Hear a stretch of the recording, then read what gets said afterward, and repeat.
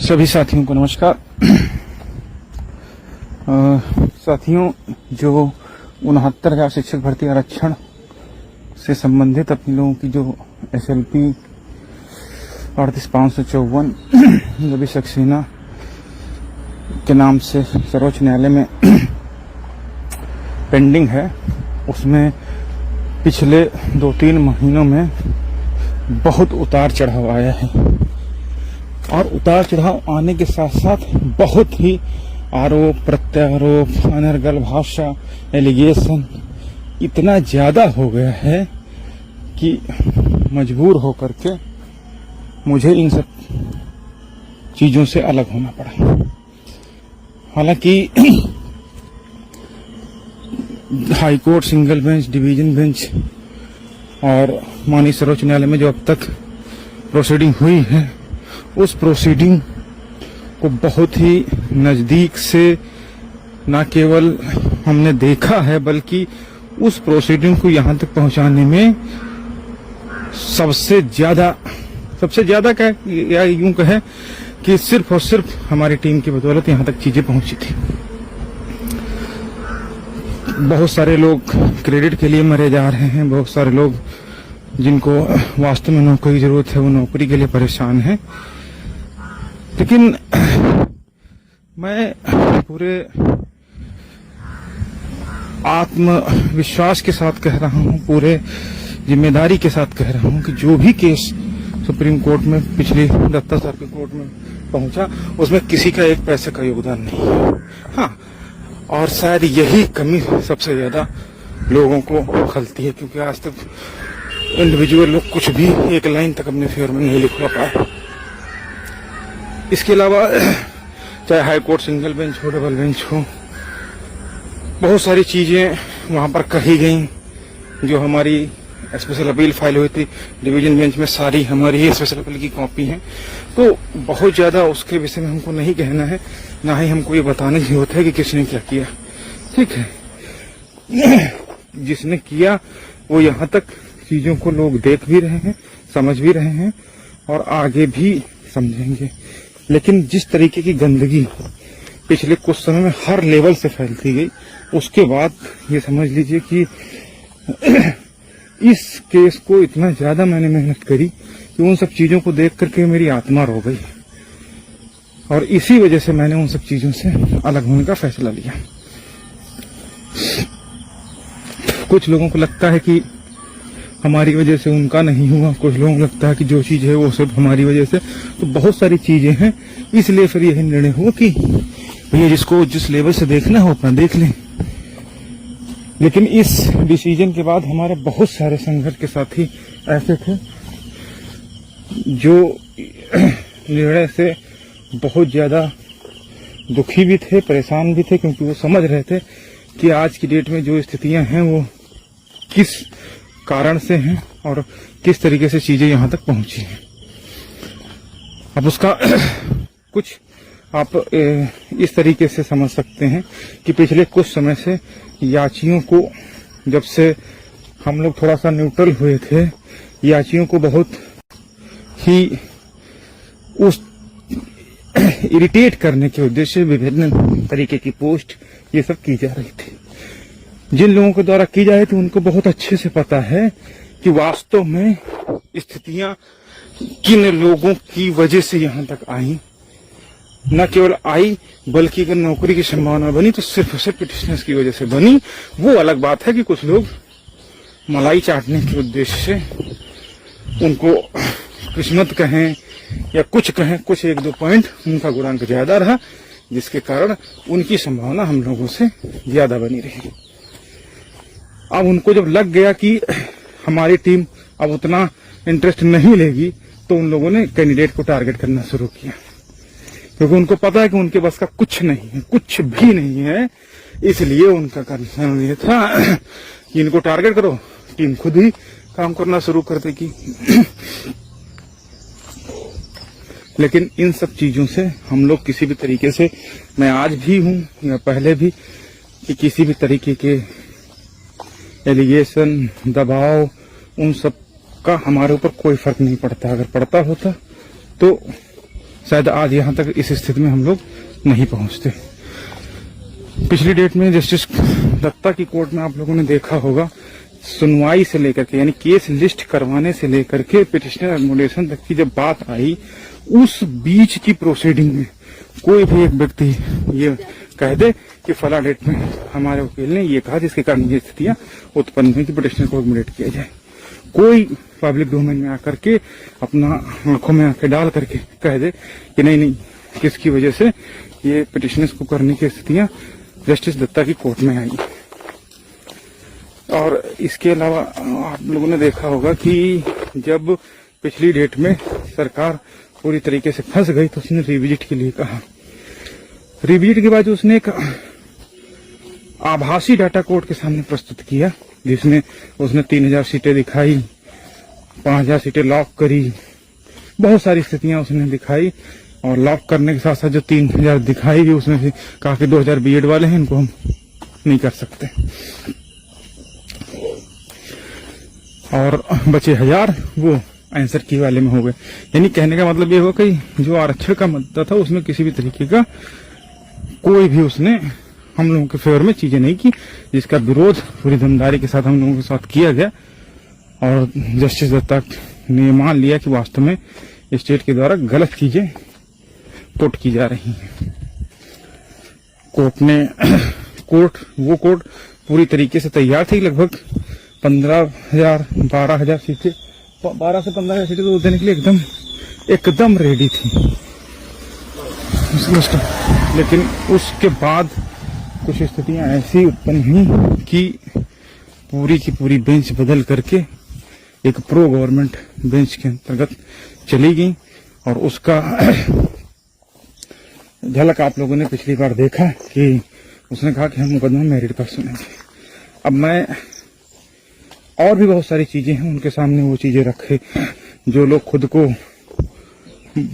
बहुत ज्यादा समझ रहे थे, जिनको जुम्मा 2 दिन वकालत करते हुई थी, वो लोग जाकर के मुंह उठा के खड़े हो गए। नतीजा जो नई कोर्ट है उसने इस तरीके से उनको रेला है कि आगे शायद वो कुछ भी बोलने से पहले 50 बार सोचेंगे। अगर कोई डेजिग्नेटेड सीनियर होता है तो उसको मालूम होता कि हमको किस मानसिकता के साथ में किस कोर्ट में कैसे बहस करनी थी। बहस सिर्फ ये करनी थी कि पिछली कोर्ट में जो एक्सरसाइज हुई थी उस एक्सरसाइज के तहत ये कहना था कि डिवीजन बेंच का ऑर्डर कंप्लायंस हो चुका है, सरकार ने कंप्लायंस रिपोर्ट भी दाखिल कर दी है, उस कंप्लायंस रिपोर्ट में कुछ खामियां हैं उनको दूर कर लिया जाए। लेकिन इन सब के बजाय केवल ये बताया गया कि आर्टिकल 142 ये वो रिजर्वेशन, इन सब का मतलब पूरी तरीके से कोर्ट को मिसलीड किया गया। ठीक है, तो हालांकि उन सब पर मैं इतना नहीं जाऊंगा, लेकिन इतना जरूर है कि वहां पर दखल स्टेट का कितना है उसका अंदाजा आप इस तरीके से लगा लीजिए। जो प्राइवेट मॉडल थे उनको हटा दिया गया और स्टेट के जो काउंसिल थे उनको ही सर्वे सर्वा बना दिया गया। उनको सर्वे सर्वा बनाने के साथ ही अब आप समझ लीजिए कि उनको भी पूरी तरीके से सुना जाएगा। जैसे दत्ता इन सब चीजों को सुनने के लिए तैयार नहीं थे। उनका सीधा कंसर्न था कि जो इतने दिन से लड़ाई लड़ रहे हैं बच्चे, उनका हर हालत में होना चाहिए, इसीलिए वो बार बार सब करवा रहे थे। तो ये सब चीजें हो गई। अब हमें क्या करना है उस पर ध्यान देना है। देखिए, गला सबका सूखता, डर सबको लगता है। यही काम हमको अब जो नई चीजें हैं उनके हिसाब से करना चाहिए। ठीक है, हालांकि मैं अपना व्यक्तिगत बता दूं, मैंने उस समय बता दिया कि मैं पूरी तरीके से इन चीजों से जो राजनीति हो रही है, जो छींटाकशी हो रही थी या जो एलिगेशन थे, उन सबके कारण मैंने खुद को पूरी तरीके से सेपरेट किया हुआ है। लेकिन जो साथी हमारे, इनके चेहरे इस तरीके से मुरझाए देख करके फिर मैंने ये सोचा कि मैं अन्य सब चीजों से दूर रहूंगा, लेकिन जो फाइनेंशियल चीजें हैं, जो अकाउंट से रिलेटेड चीजें हैं, जो पोस्ट से रिलेटेड चीजें हैं, उन सब में मेरा कोई रोल विशेष नहीं रहेगा। लेकिन यह है कि जो लीगल प्रोसीडिंग है उस लीगल प्रोसीडिंग में जितनी थोड़ी बहुत जानकारी इस केस विषय में है, उस जानकारी को मैं सीनियर्स के द्वारा या सीनियर्स को ब्रीफ करके और पहुंचाने की कोशिश करूंगा कोर्ट के सामने। ठीक है, लेकिन अब हमारी अपनी मजबूरी है कि मैं इन सब जो अन्य चीजें हैं उन सब में इन्वॉल्व नहीं हो पाऊंगा, सिवाय लीगल जो चीजें कोर्ट के सामने रखी जानी है उसमें जितनी भी हमारा प्रयास, हमारी मदद, हमारा जानकारी कोर्ट के सामने पहुंचे, उन सब चीजों में करने के लिए तैयार हूं। बाकी का काम जो हमारे साथी आए थे, कुछ लोग घर तक भी आए, कुछ लोग लखनऊ आए और अभी कल भी कुछ लोग आए, तो फिर उन सब के कहने पर ये हुआ कि बाकी जो चीजें हैं वो सभी साथी देखेंगे, लेकिन जो कोर्ट में लड़ाई की बात है वो सब मैं पूरी दमदारी के साथ कोर्ट के सामने रखने की कोशिश करूंगा। बाकी जितने भी हमारे साथी थे उन लोगों ने हर तरीके से सारी चीजें समझी, बताई। जो पुराना हिसाब किताब था उसको भी लोगों के सामने रखा गया। हालांकि उनके ट्रस्ट को देखते हुए उन लोगों ने उस चीज को बहुत गंभीरता से लिया और ये आश्वस्त हुए कि वास्तव में जो हम लोग लड़ाई लड़े हैं वो पूरी पारदर्शिता के साथ, पूरी सही तरीके से लड़ाई लड़े हैं। ठीक है, और अभी भी यदि किसी को दिक्कत है या परेशानी है, उसको लगता है कहीं पर किसी फाइनेंशियल जो स्थिति है उनका मिसयूज हुआ, तो उसके लिए भी हम लोगों के पास सारी चीजें हैं, वो कभी भी किसी भी समय आकर के देख सकते हैं। लेकिन अब जो आगे की लड़ाई है लगभग 3 दिन लगातार चलनी है और मान के चलिए एक डेट का हम लोग व्यवस्था बना करके अभी तक हम लोगों के पास पहले से था, लेकिन कंटिन्यू होने की स्थिति में सबको, और कंटिन्यू होगा ही क्योंकि कोर्ट ने बोल भी दिया है 8, 9, 10, तो उसके लिए मान के चलिए कि आखिरी ही मान के चलिए अगर 8, 9, 10 में साल हो जाता तो एक तरीके से आखिरी सहयोग ही जो है आप लोगों को, जो अभी हमारे साथी बताएंगे आप लोगों को, वो करना पड़ेगा। ठीक है, और इसके अलावा ये मान के चलिए कि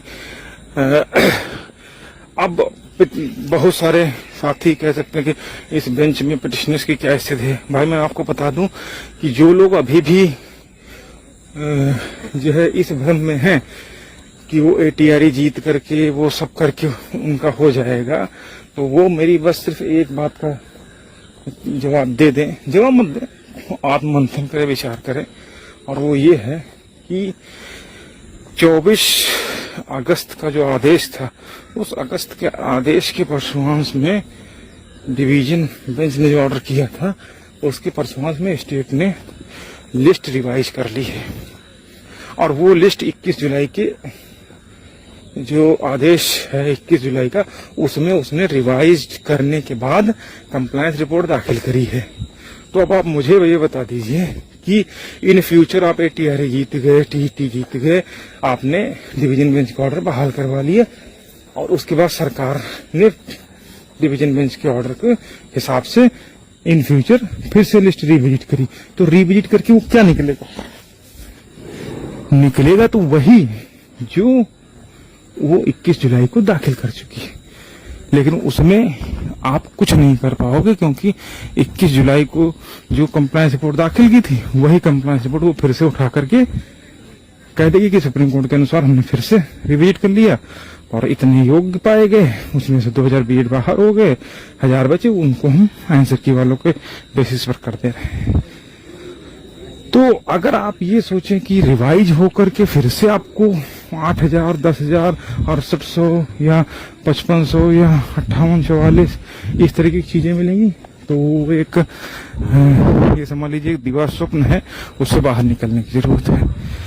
हमको प्रयास ये करना है कि किसी भी तरीके से जो आदेश हो वो वहां पर कोर्ट के सामने वो चीजें वहीं ऑन डैश लिख करके आ जाए, और वो केवल एक ही तरीका है कि जितने इन एलिजिबल कैंडिडेट जो जिनकी संख्या लगभग 13 से 15,000 है, उनके सापेक्ष जो भी कैंडिडेट डिजर्व कर रहे हैं, जो भी कैंडिडेट वास्तव में इस लड़ाई को लड़े हैं, उनके स्थान पर इनको कर दिया जाए। और इसमें किसी को आपत्ति नहीं होनी चाहिए अगर वास्तव में वो संघर्षशील रहा है हम लोगों के साथ में, या इस लड़ाई का वो अभिन्न हिस्सा रहा है।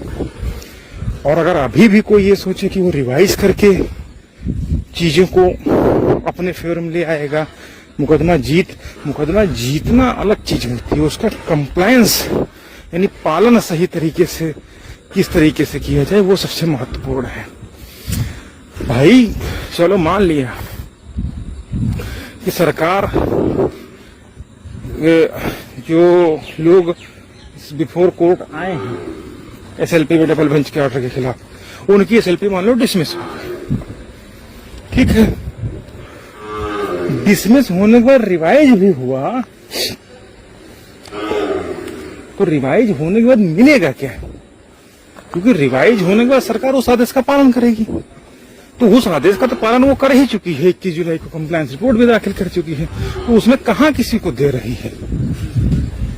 वो 3,000 दे रही है, उसमें भी 2,000 बीएड को बाहर कर रही है, और जो 1,500 बची उसमें वो आंसर की को भरने के लिए कर रही है। तो उसमें भी तो सामान्य वर्ग के ही सारे अभ्यर्थी आ रहे हैं। अगर आप उसको एक बार फिर से एक्सरसाइज करके उसको देखने का प्रयास करो, तो मतलब इतनी लड़ाई के बाद अगर आप रिवाइज के लिए करवाओ और फिर वही 28 जुलाई हो, तो फिर ढाक के 3 पात वाली स्थिति हो जाएगी।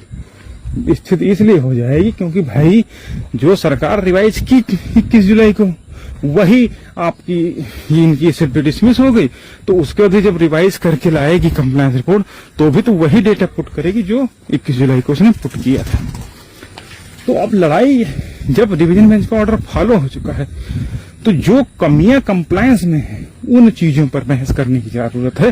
वो सीधे सीधे कि इतने एलिजिबल कैंडिडेट थे, उनके सेवाएं अगर बनी रहती हैं तो उसके आधार पर हम लोगों को किया जाए। और अब तो सरकार खुद एडमिट कर चुकी है, आप अपने काम का चीज उठाओ ना। जब वो एडमिट कर चुकी है 69 पॉइंट समथिंग तक होना चाहिए रिजर्व, तो फिर उससे नीचे वालों का तो कोई ग्राउंड ही नहीं बनता है। जो नियोक्ता है वो अपने ही उसमें फंस रहा है, तो उसके ग्राउंड पे जब आप मांगोगे तो आपके पास लेने के लिए, प्राप्त करने के लिए बहुत सारी चीजें होंगी।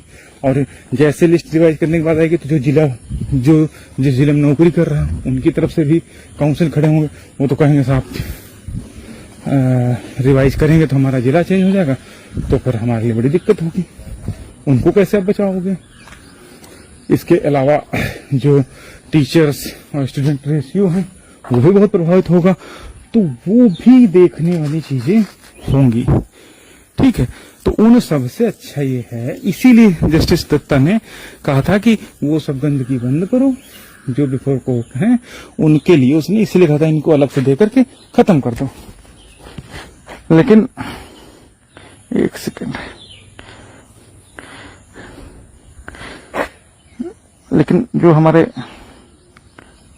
अन्य साथी हैं उनको लगता है कि वो मोर मेरिटोरियस है तो उनका हो जाएगा, बाकी का रह जाएगा। भाई अभी भी आपके दिमाग में बिठा लीजिए कि मोर मेरिटोरियस जैसा कुछ नहीं है। जो मेरिटोरियस थे वो हो गए, अब जो भी वो सब लो मेरिट वाले ही हैं।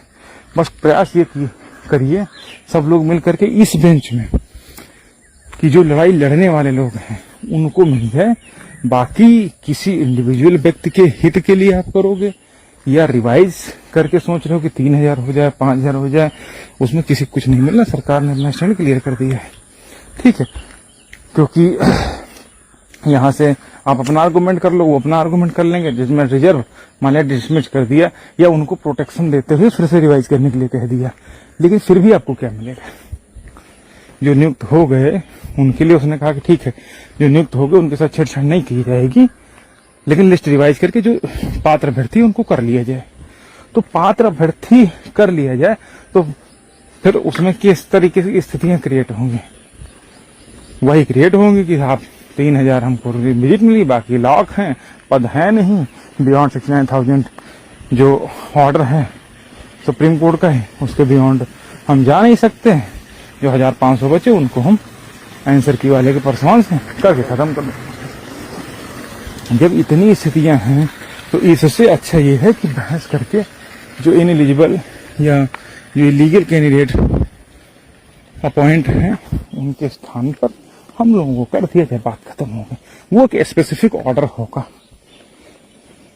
तो इस पर प्रयास किया जाए। अब इसको प्रयास करने के लिए हम लोग कोर्ट में प्रयास करेंगे, लेकिन इसके साथ साथ सपोज दैट मान लो कि 1 सेकंड के लिए मान लीजिए बेंच नहीं बदली, तो हम लोगों को क्या करना है कि एक बेंच को रेस्टोरेशन के लिए, जैसे आप लोगों को याद होगा पिछली बार भी लेटर वगैरह मूव कराए गए थे, जो हमारे साथी सब लोगों ने चीफ साहब को उस विषय में बताने का प्रयास किया था। उसी तरीके का कुछ प्रयास दोबारा करने की जरूरत है। उस प्रयास से या तो कहीं ना कहीं हम लोगों को रेस्टोरेशन के लिए भी प्रयास होगा, अगर उसमें किसी तरीके का कोई कमी रह जाती है, बेंच नहीं चेंज हो पाती, तो जब इस तरीके की सैकड़ों जो है लेटर कह सकते हैं या ये सब चीजें रहेंगी, तो कहीं ना कहीं मानसिक रूप से कोई भी कोर्ट होगी तो उसको ये लगेगा कि हाँ जागरूक लोग हैं, अपने अधिकार के लिए सजग हैं।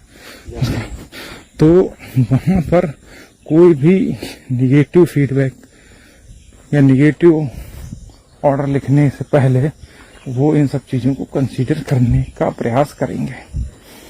मैटर भी जो रामविलास वगैरह हैं, सुशील भाई वगैरह हैं, सबको बता देंगे और वो लोग खुद बता देंगे किस तरीके से चीजें कन्वे करनी है।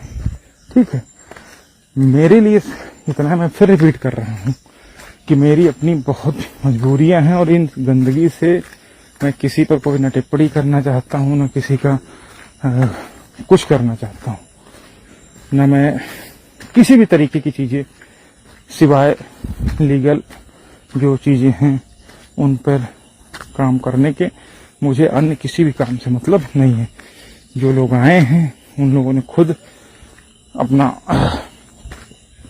जो है कंसर्न दिया है कि भाई आप लोग वो करिए, तो हम अपने लिए नहीं कर रहे हैं, जो कुछ भी है हमारे संघर्ष के साथियों के लिए करेंगे। लेकिन बस हमारी भूमिका सिर्फ और सिर्फ यहां तक रहेगी कि जो कोर्ट के सामने अपनी चीजें पुट अप हों, उन चीजों को बेहतर तरीके से कोर्ट के सामने रखा जा सके, ताकि हम लोग जिस उद्देश्य को लेकर के लड़ाई लड़ी गई थी उसको पूरा किया जा सके। बाकी जो आर्थिक मदद से रिलेटेड चीजें हैं, फाइनेंशियल कंडीशन से रिलेटेड चीजें हैं, वो सब जो लोग हमारे साथ जुड़े हैं वो लोग बेहतर जानते हैं कि क्या करना है, कैसे करना है। ठीक है, और उसके हिसाब से है। और रही बात सहयोग की, तो सब लोगों ने देखा, कोई ऐसा नहीं कि हम लोग हर डेट पे झोला उठा करके शुरू कर दिए कि दो भाई दो। तो वो सब स्थितियां आप लोग देख ही रहे हैं। लेकिन ये है कि अब 8-9-10 क्योंकि फाइनल के लिए लगा है, तो मैं इसको फाइनल ही मान करके चाहता हूँ कि 3 दिन लगातार सुनवाई होगी। तो उसके लिए लास्ट मोमेंट पर ये मान के चलिए, कोई भी व्यक्ति नहीं चाहेगा कि लास्ट मोमेंट पर किसी भी तरीके की कमी उसके पास रहे। तो जो भी सहयोग की बात होगी वो सब लोग अपनी जिम्मेदारी को समझेंगे और करने की कोशिश करेंगे। कोशिश क्या करेंगे, ये समझ लीजिए कि अक्सर हम लोग आखिरी चोट करने से पहले ही वापस लौटने का प्रयास करते हैं। यही हमारे साथियों ने भी कहा कि भाई अभी तक आपने लड़ाई लड़ी, तो अब क्यों इस तरीके की है। तो मैं तो पूरा दूर हो गया हूँ, दूर हो गया अभी तक एकदम। लेकिन उन लोगों के जो स्थितियां थी, जो चेहरे थे, वो बहुत कुछ बयां कर रहे थे।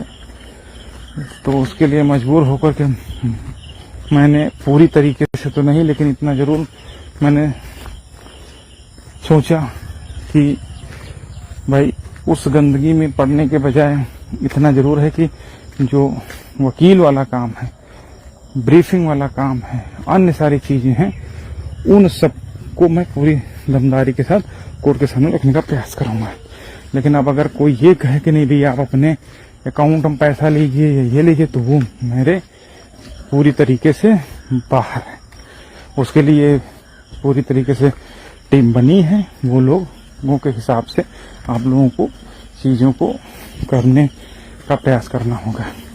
ठीक है, तो ये सब बातें हैं। बाकी 8, 9, 10 की जो तैयारी है हम लोग कर रहे हैं और पूरी कोशिश रहेगी कि सही दिशा में चीज़ें चलें।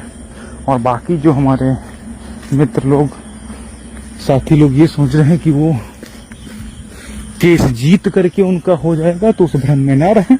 जीतना और कंप्लेंस होना दो अलग अलग चीजें होती हैं। कहीं ऐसा ना हो कि जीतने के चक्कर में, उसके चक्कर में एक फिर से नए सिरे से मुकदमे का शुभारंभ हो जाए। भाई जैसे यही कंप्लेंस रिपोर्ट आपने मुकदमा जीत के डिसमिस हो गई और यही कंप्लेंस रिपोर्ट उसने दोबारा डाल दी, फिर आप क्या करोगे? फिर आप उस कंप्लेंस रिपोर्ट को चैलेंज करोगे और नए सिरे से लड़ाई फिर शुरू करोगे। फिर आप नए सिरे से लड़ाई लड़ने के बाद फिर आप 10 साल लगाओगे, 5 साल लगाओगे, 4 साल लगाओगे। तो उससे बेहतर ये ऐसा है कि लड़ाई ऐसी लड़ी जाए कि उसकी सुखद परिणति हो। लड़ाई ऐसी लड़ी जाए कि हमारा उद्देश्य ये नहीं है कि फला व्यक्ति को ना मिले हमको मिल जाए। लड़ाई ऐसी होनी चाहिए कि सामूहिक रूप से जब लड़ाई लड़ रहे हैं तो प्रयास ये होना चाहिए कि भाई हम लोग सिर्फ अपनी अपनी जिम्मेदारी को समझें। इसलिए कंप्लायंस रिपोर्ट और रिवीजन और इन सब के चक्कर में आपको नहीं पड़ना है। आप सर मानसिकता इनकी समझ लीजिए स्टेट की क्या है। हाँ, वो तैयारी कर ली है। आप लोग अभी ये तैयारी करें, उन्होंने वो लोग ये मान के चल रहे हैं कि ऑर्डर हो जाएगा, ऑर्डर के बाद हमको क्या करना है वो 21 जुलाई में उन्होंने ट्रेलर दिखा दिया है। तो उस ट्रेलर को देखने के बाद भी आप ये समझ लीजिए कि नहीं सतर्क हुए तो स्थितियां विकट होंगी। आप जीत गए, सब कुछ होगा, रिवाइज भी हो गई, फिर क्या कंप्लेंट रिपोर्ट दाखिल होगी? दाखिल तो वही होगी जो 21 जुलाई को हुई है, लेकिन उसमें से वही कर देंगे, बाहर कर देंगे। फिर आप जाओगे नहीं साहब हमको बाहर मत करिए, वो करिए, वो जो वैकेंट, उनका क्या मतलब रह जाएगा? वैकेंट को कर दीजिए, मेरिट डाउन कर, क्या मतलब रहेगा? फिर आप सालों साल करोगे। उससे बेहतर ये है कि बिफोर द कोर्ट जो लोग हैं उन लोगों को एकोमोडेट करने के लिए सबको प्रयास करना चाहिए। जब वो प्रयास होगा तो चूंकि स्टेट खुद एडमिट की है कि भाई इलीगल अपॉइंटीज है, 69 पॉइंट है, तो उन्हीं के परसों में हम लोगों को कंसिडर करके काम खत्म कर दीजिए। अब आप ये मत कहिए कि हाँ उनके बिहाफ पर हम मेरिटोरियस ज्यादा हैं, हमको करिए। भाई अगर मेरिटोरियस की ही बात होती तो 69.48 से नीचे वाले कैंडिडेट को सरकार क्यों अपॉइंट करती? एटलीस्ट एलिजिबल तो सारे लोग हैं ना, सारे लोग ग्रेजुएट हैं, सारे लोग बीएड या बीटीसी हैं, जो टीचर्स ट्रेनिंग एजुकेशन है वो कंप्लीट किए हुए हैं। जितने लोग हैं वो टीईटी किए हुए हैं, टीचर्स एलिजिबिलिटी टेस्ट। जितने लोग हैं बिफोर कोर्ट वो सब ATRE assistant teacher recruitment exam qualify किए हैं, पास्ड हैं।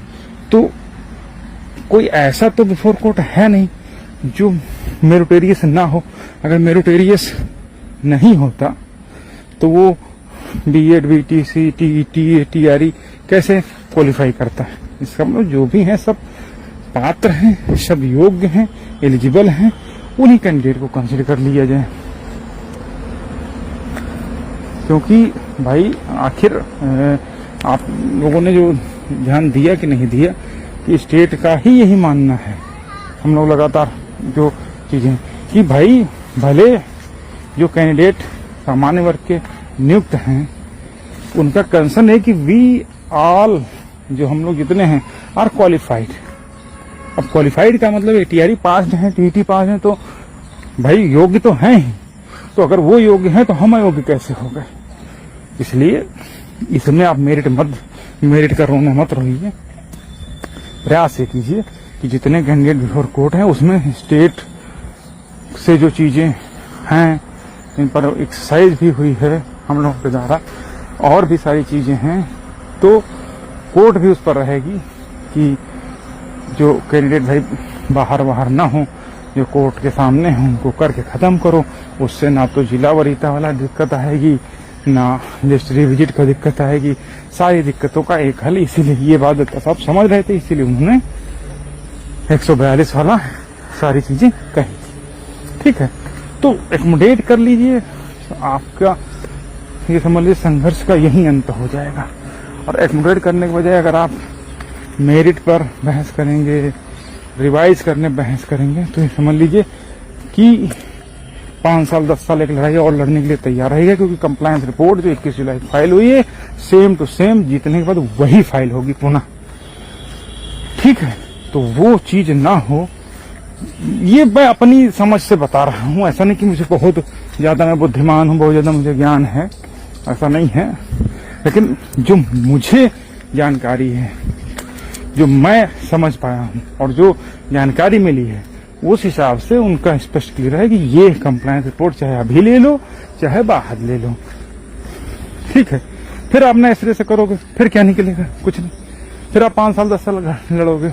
तो उससे बेहतर है कि एक सीधा सीधा स्पष्ट ऑर्डर हो कि चूंकि स्टेट एडमिट कर चुकी है कि इतने गलत हुए हैं, उतने के परसुआंस में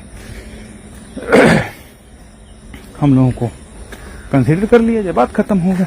अब लोग कुछ लोग कहेंगे 69 पॉइंट समथिंग से लेकर के हम करेंगे 12 से 15,000, कुछ लोग कहेंगे 10,000 हैं, कुछ लोग कहेंगे नहीं 11,000 हैं। तो भैया हम कह रहे हैं कि 12 से 15,000 है। अगर हम गलत हैं तो स्टेट ला करके अपना डेटा पुट कर दें कि भाई ठीक है, ये फला लोग गलत कह रहे हैं, 12,000 नहीं 9,000 है या 10,000 है या 15,000 नहीं, तो वो डेटा पुट कर दीजिए। पता निकल के आ जाएगा कि कितने गलत अपॉइंटीज हैं जिनको नहीं होना चाहिए था। ठीक है, तो उससे बेहतर 12 से 15,000 जो कैंडिडेट हैं इस तरीके के जिनको नहीं होना चाहिए था, उनके ब्याह पर इतने ही जो लड़ाई लड़ने वाले कैंडिडेट हैं उनको एकोमोडेट करके काम खत्म कर दिए। वो एक सबसे सिंपल इजीएस्ट तरीका है इस संघर्ष का यही अंत करने का। और इसके अलावा अगर बियॉन्ड कोई जाएगा तो भैया आप ये समझ लीजिए कि स्टेट आपको टहलाने के लिए काम शुरू कर दिया है। ठीक है, तो उन सब चीजों को ध्यान में रखते हुए आगे की तैयारी 8-9-10 कीजिए तो ज्यादा बेहतर रहेगा।